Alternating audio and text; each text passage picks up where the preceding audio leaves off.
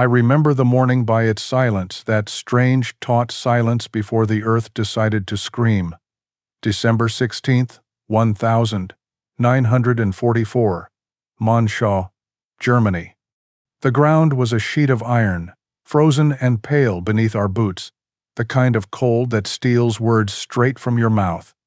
I'd been awake for 32 hours, my coffee a slush of ice in a tin mug, when the first American shells howled overhead.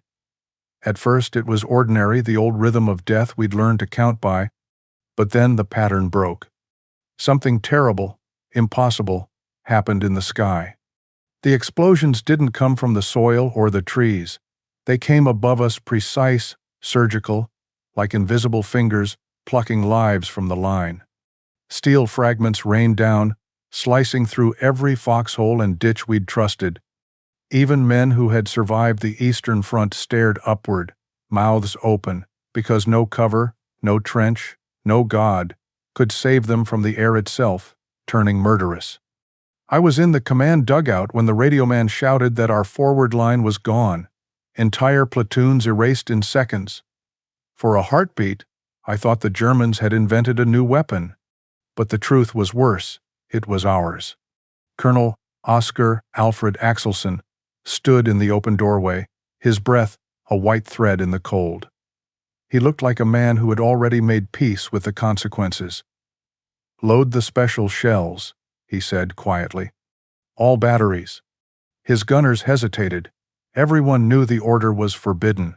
Those shells, the ones sealed in olive-drab crates, marked restricted proximity, were the Allies' most closely guarded secret. High Command had banned their use in ground combat. If captured, the Germans could copy the technology. But Axelson's voice didn't shake. "Sir," one of the lieutenants stammered, "that's court-martial if they find out." Axelson's eyes didn't leave the horizon. "If they reach us," he said, "there won't be a court left to judge me." Outside, the artillery crews worked with trembling hands. I followed one battery up the ridge, snow crunching underfoot, breath burning in my chest. The men pried open the crates. Inside lay shells capped with strange metallic noses, small as a coffee can. Each one hid something no soldier could see, a miniature radar that could feel distance, sense height, and decide on its own when to explode. When the first volley left the guns, the sound tore through the forest like a cathedral collapsing. We watched the shells climb and vanish. Seconds later, the tree line shimmered with flashes, mid-air bursts that lit the fog orange and white. The explosions came at exactly the right height, 30 to 50 feet above the German advance, as if an unseen engineer were drawing perfect geometry in fire. I had spent years studying trajectories, wind tables, and fuses. I knew what war was supposed to obey: gravity, range, and chance. But this was something else. Each burst created a cone of fragments that swept whole companies flat. I could hear men screaming through the radio static in 2 languages. By dawn's end, the 326th Volksgrenadier Division veterans hardened in Russia had been stopped cold. Their bodies lay sprawled in perfect alignment with our firing data. The battlefield looked as if mathematics had murdered them. Axelson didn't celebrate. He stood by the guns, frost forming in his eyebrows, eyes fixed on the smoke that hung like a curtain over the valley. "Write the report," he told me. "Say nothing about the fuses. Say only that the artillery performed efficiently." He turned and walked toward his jeep, his figure shrinking into the haze. The men watched him go, understanding that history had just shifted and none of us had permission to speak of it. That night, when I tried to sleep, the afterimage of those mid-air bursts flickered behind my eyelids, glowing, orbs suspended over snow, raining steel on men who never even looked up. We had always believed the safest place in war was underground. That day, the sky itself betrayed them. And I, who had written the order, wondered if I'd just watched humanity cross an invisible line where invention ceased to serve survival and began perfecting extinction. I never saw the laboratories where that weapon was born, But years later, when the war was over and the silence had settled, I read the classified files and found their ghosts there. Not soldiers, not generals, but physicists, engineers, and technicians who had lived like monks of destruction. They called it the Applied Physics Laboratory, though from the outside it was nothing more than an abandoned car dealership in Silver Spring, Maryland. The windows were painted black. The sign out front still advertised used tires. But behind those walls, America was building something it didn't yet understand, a fuse that could think. Dr. Merle Tuve ran the place with a calm that bordered on cruelty. They said he never raised his voice, only tapped a finger against the table whenever someone complained that a problem couldn't be solved. Every tap meant another night without sleep for the young men and women who tried to make a radio survive being shot from a cannon. One of them, James Van Allen, yes, the same man who would later discover Earth's radiation belts, once wrote that the hardest part wasn't the physics, it was the fear. Because what they were building had no name yet, no precedent, and no forgiveness if it failed. Each prototype shattered under 20,000 Gs of acceleration, tubes crumpled, circuits died mid-flight, and for weeks the only sound in that lab was the dull clatter of failure. Yet they persisted. Someone would bring in a new design scrawled on the back of a sandwich wrapper. Someone else would solder another impossibly small vacuum tube, no larger than a pencil eraser, their hands shaking from caffeine and exhaustion. When those tubes finally survived a test shot, the lab didn't cheer it, just exhaled. Tuve wrote a single line in his notebook that day, "The air will now obey us." That sentence chilled me more than any order I ever received in the field, because to make the air obey is to make nature itself a soldier. By 1944, the system was perfect. Inside each proximity fuse, 130 tiny components waited like a nervous heart. When fired, the shell's acceleration crushed a glass ampule, creating a chemical battery that came alive mid-flight. The fuse then began to listen, sending out invisible radar waves, measuring its own reflection, and deciding the instant it was close enough to kill. No human calculation could match it. It didn't need a timer or a trigger man. It simply knew. Factories from coast to coast took up the production. Crosley stopped making refrigerators. Emerson quit building radios. RCA, Sylvania, General Electric all turned their hands to war. Entire plants worked under code names. Workers were told they were assembling altimeters or timing devices, never the truth. Women with calloused fingers soldered microscopic wires 12 hours a day, 6 days a week. Security was absolute. The program cost $1 billion, second only to the atomic bomb. Not even Congress knew what they were funding. Each fuse bore a serial number, each component tested under magnification. A single bubble in the glass or a misaligned resistor meant rejection. I think of them often, those women in coveralls, working by fluorescent light, not knowing that what they were making would soon decide the fate of an entire army in a Belgian forest. They probably thought of home while winding the copper coils. They probably hummed to themselves, never imagining that their handiwork would make the sky explode over men who would never see it coming. The first shipment reached our artillery units in December '44. They came packed in anonymous crates, marked only with a warning, "Do not open without authorization from Supreme Headquarters." But war is not a place for rules. It's a place where desperation rewrites the manual.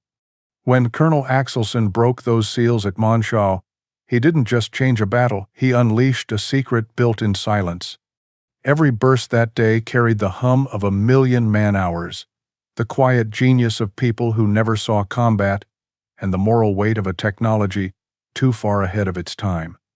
I sometimes wonder if Tuve ever dreamed of that first field test, if he felt pride or dread when he heard how the shells behaved. Did he picture the air lighting up like a constellation of man-made stars? Did he imagine the German soldiers who looked up at them, not knowing what new physics had just found them? Because that's what it was. In the end, not just a weapon, but a new kind of thinking. Machines that could sense, decide, and act without us. The fuse was small, but its implications were immense. It was the first whisper of something larger, the beginning of a future where war would no longer need men to pull the trigger. That future began in that car dealership in Maryland, and on a frozen morning in the Ardennes, we gave it voice. They told us Bastogne couldn't hold, surrounded, outnumbered, cut off from supplies. But when the German siege closed in, the artillery stayed, and when the artillery stayed, the town refused to die. I arrived there on the 19th of December, the day the snow stopped pretending to be beautiful. The air had that brittle taste of cold metal, and every footstep cracked like breaking glass.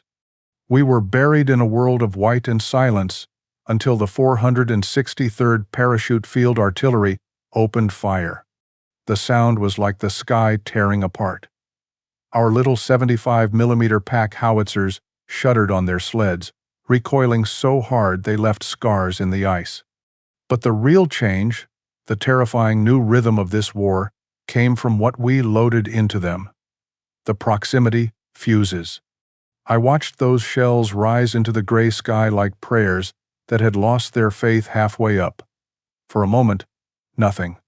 Then the air bloomed with orange light, and death began to fall in patterns so precise they looked rehearsed. German infantry, advancing in perfect lines across open snowfields, simply disappeared.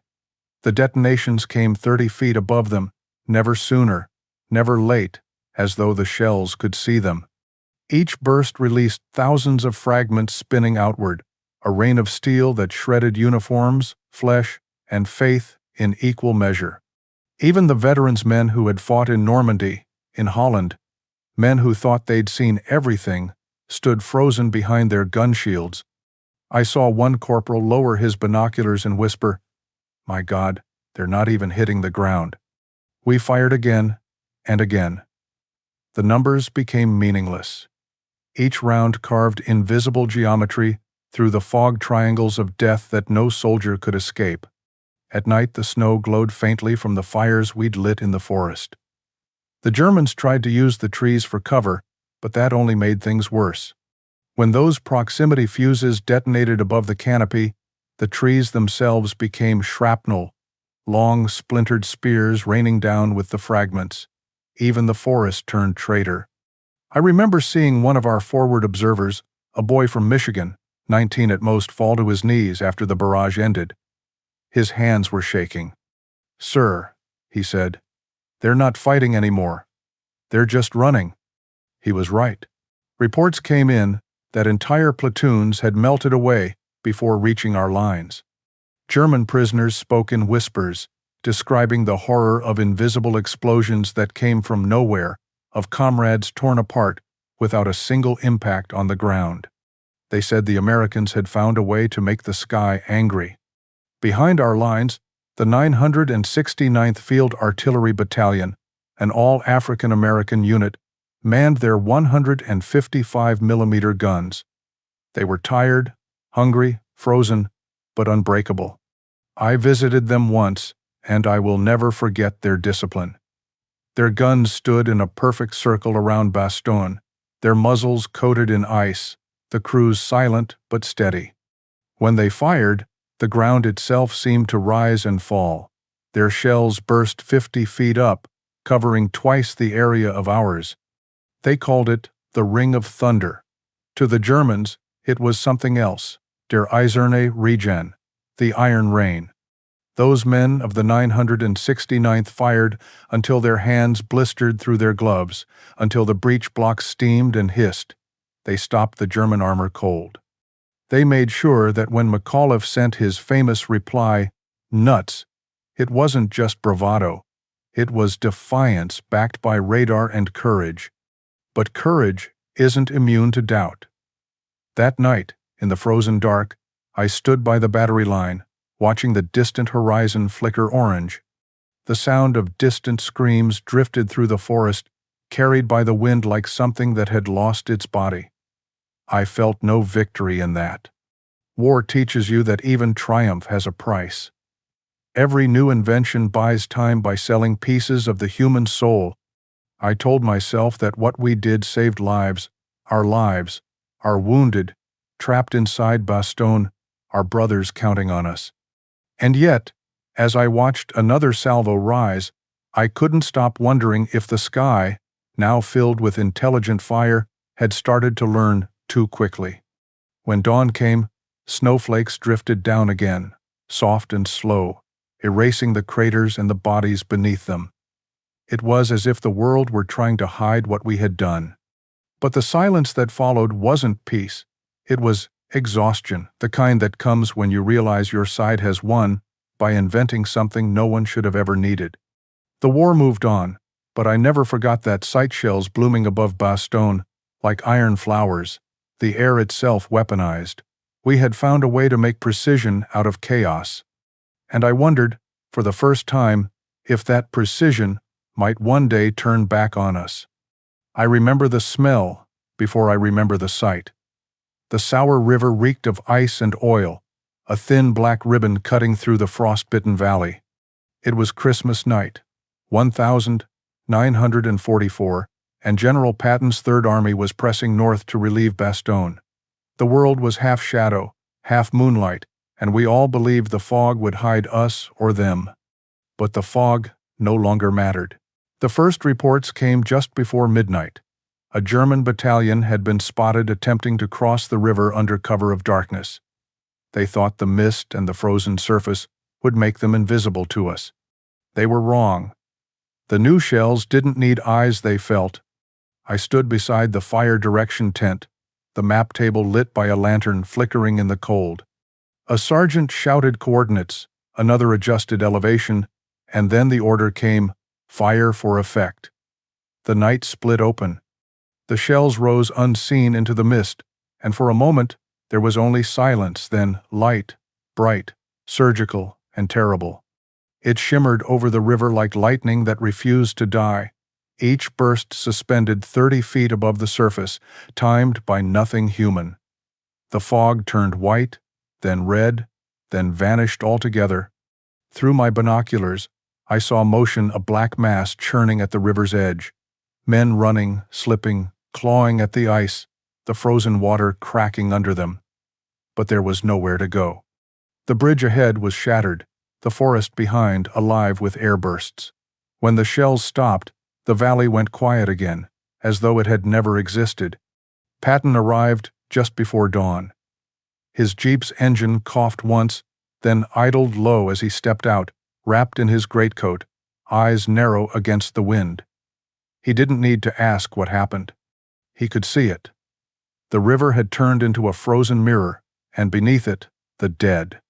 Later in his memoir he would write, "When the firing stopped, we counted 702 bodies, but he didn't count them himself. We did. 702. I watched as they laid them out along the bank, the bodies stiff, their faces coated in frost and disbelief. No bomb craters, no shattered trenches, just death fallen from above like divine arithmetic. I had studied ballistics once. I knew about trajectories, ranges, the equations of motion. But standing there, I realized those numbers had changed. The proximity fuse didn't just obey physics, it rewrote it. Each shell was more than steel. It was logic, circuitry, intention. It sensed its target, chose its height, and decided its moment. The old rules that cover could save you, that timing could deceive the gunner, that chance could still protect the living, were gone. Across the river the trees stood broken like cathedral columns, their branches stripped bare. Shards of ice hung from them, catching the early light. It should have been beautiful, if you didn't know what had made it that way. Patton turned to us then, his face unreadable. "Gentlemen," he said, "the funny fuse won the Battle of the Bulge for us." His tone was dry, almost admiring. But when he walked away, I saw his gloved hand tremble slightly, and for the first time, I wondered if even he understood what we had unleashed. We buried our dead that day, 2 men who'd frozen to death in the snow beside their guns, their hands still gripping shell casings. The math of death didn't care which uniform you wore. It only cared that you were there. That night, As I wrote the report by candlelight, my hand shook so badly I could barely hold the pen. I tried to describe what had happened in military terms: fire density, area coverage, casualty estimate, but every line I wrote felt like a lie. What I wanted to write was the truth, that we had witnessed the moment war stopped being human. The fuse had no malice, no mercy, no exhaustion. It didn't hate or hesitate, it only executed perfectly. It was the birth of precision and the death of something older, something sacred that had once made men fear their own inventions. When I closed my notebook, the candlelight flickered against the tent wall. For a second, the shadows looked like falling snow, and I thought of the Germans who'd crossed the river, believing they were safe under the night's veil, only to learn that the night itself had been weaponized. It was no longer war as we'd known it. It was calculation silent, unerring, and absolute. And as I tried to sleep, one thought kept circling in my mind like a shell that never landed. If the air could learn to kill without us, what would it learn to do next? In January of 1945, I was assigned to interrogate prisoners near Spa engineers, artillery officers, and one thin, gray-eyed man who said he'd worked for Rheinmetall. He kept his hands folded, shivering not from cold, but disbelief. His first words to me were not about defeat or capture. He simply asked, "How did you make the air explode?" I didn't answer. I just watched him trace invisible circles on the table, as if drawing the paths of our shells in the air. His lips moved without sound. Then he whispered, "It cannot be real." That was the theme everywhere we looked: disbelief.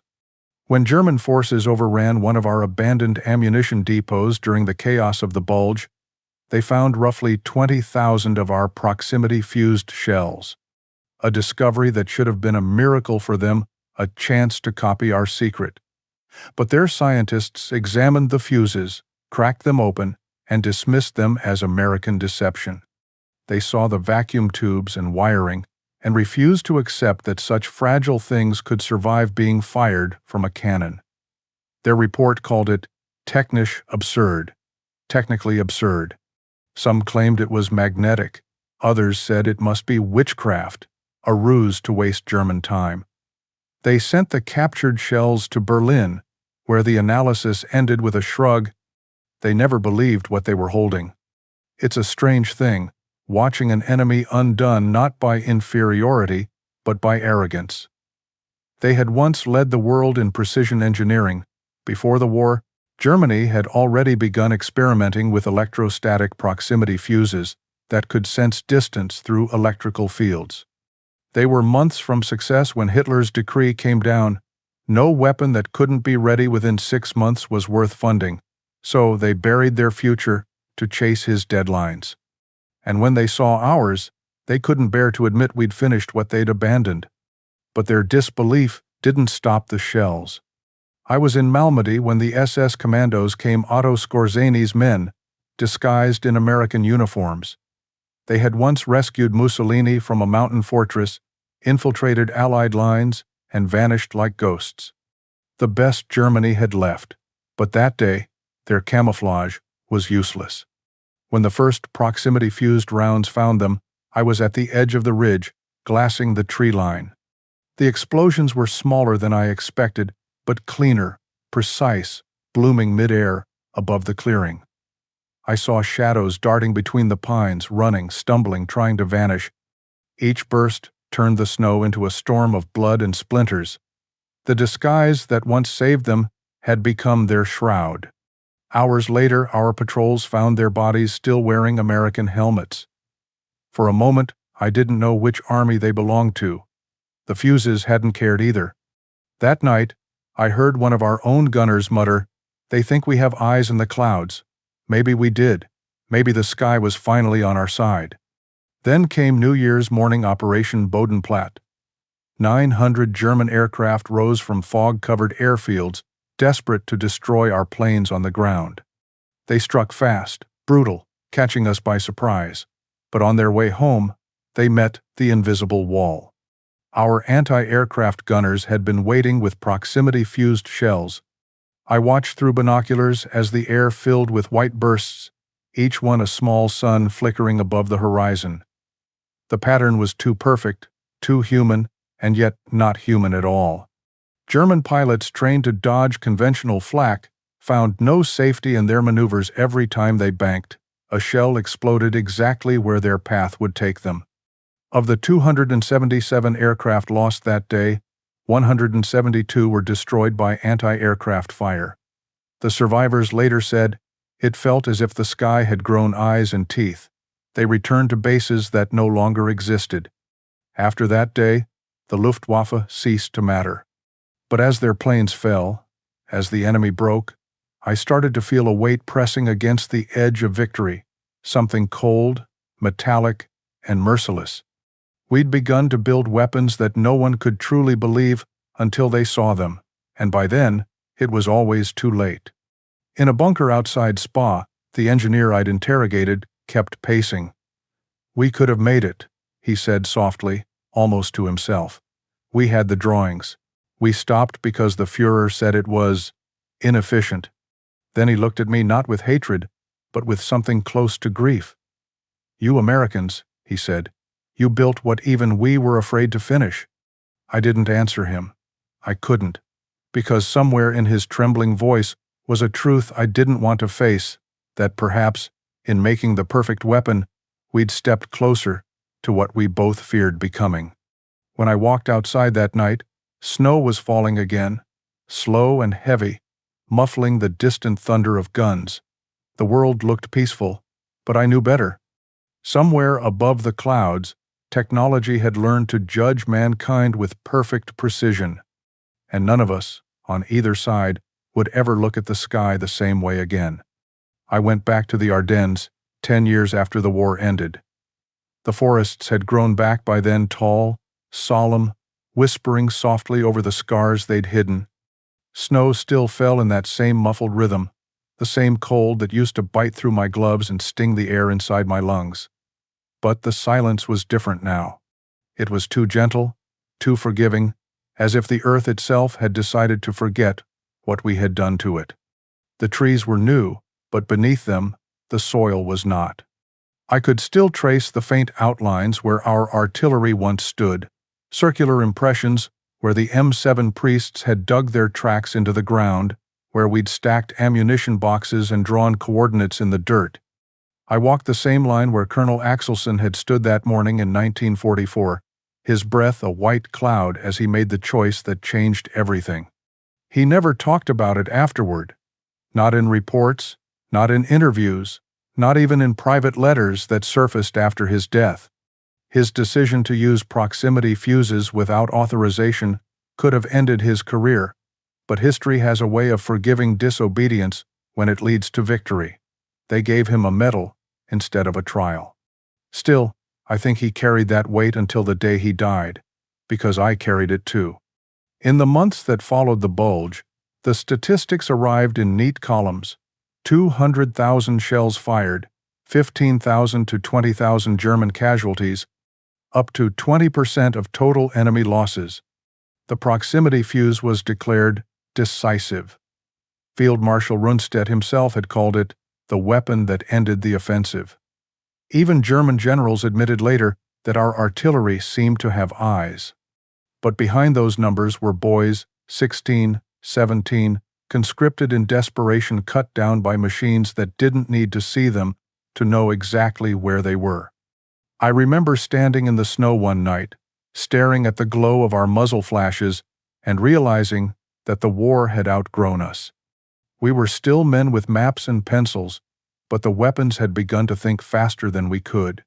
They called it progress. After the war, I learned what those scientists in Maryland did next. James Van Allen used his miniaturization techniques to build instruments for the first American satellites, the same hands that had designed the fuse for war, now building tools to touch the stars. Dr. Tuve turned his precision testing into a model for peacetime industry. The production methods, the quality control, the networks of subcontractors, All of it became the skeleton of a new America, one that could build anything, anywhere, faster than anyone. But every triumph left its shadow. The same logic that had made our shells intelligent now powered missiles that could guide themselves. The same circuits that once listened for a target's reflection would later listen for human voices across oceans. The fuse didn't die with the war, it multiplied, evolved, learned new names. Guided bomb, cruise missile, smart weapon. All of them children of that moment in the Ardennes when Colonel Axelson defied orders and rewrote the laws of killing. Sometimes, I dream about those radar pulses, invisible waves rippling through snow and smoke, searching for something warm, something alive. I dream about the silence that followed each burst, when even the wind seemed afraid to move, and I wake up wondering whether we won the war because of our brilliance or because we had stopped asking what brilliance was for. They say the proximity fuse shortened the war by months, maybe even saved 100,000 lives, Allied lives. Maybe they're right. Maybe the moral arithmetic balances out. But when I stand under those same trees, I can still feel the hum in the air, as if the echoes never stopped. One of the engineers once said, "The fuse was the first weapon that could think." I think he was wrong. It wasn't the first. The real thinking happened in the human mind that dared to build it, and once that thought existed, there was no turning back. We told ourselves we'd built it to save lives, to end suffering sooner, and maybe we did. But standing there in that forest, I realized something I hadn't during the war, that every invention meant to end conflict only teaches us new ways to begin it again. I brushed snow from a broken branch, stared at the horizon where the fog still curled between the trees, and whispered a name I hadn't said in years, Axelson. He was gone now, buried under metals and history. But the thing he'd unleashed was still alive. It had simply changed shape. Somewhere far away, the same principles that made our shells sense their targets were now guiding rockets across continents, calculating, adjusting, deciding. The mathematics of death hadn't disappeared. It had merely grown quieter, more precise, more obedient. And as I turned to leave that forest, I thought of one simple, unshakable truth. We had made the air obey us, and it would never stop obeying again.